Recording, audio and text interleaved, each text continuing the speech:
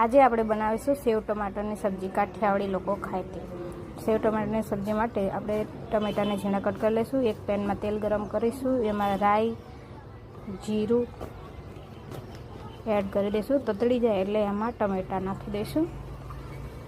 ટમેટાને થોડી વાર તેલમાં એમને એમ જ સતળવા દેવાના। ટમેટા સતળાઈ જાય એટલે થોડી વારે હલાવતું રહેવાનું। એકદમ પોચા થઈ જાય એટલે ગરમ મસાલો એડ કરીશું, લાલ મરચું પાવડર, હળદર પાવડર અને ધાણા જીરું એડ કરીને સ્વાદ પ્રમાણે મીઠું એડ કરી દઈશું। પછી ફરીથી હલાવીને થોડીવાર ફરીથી ચડવા દેવાના। તેલમાં જ આપણું સેવ ટમેટાનું શાક સર્વ કરવા માટે તૈયાર છે। એક ડીશમાં આપણે સર્વ કરી દઈશું। આ વગર પાણી અને તેલમાં જ નકરું ચડવા દઉં છું ધીમા તાપે સેવ ટમેટાનું શાક।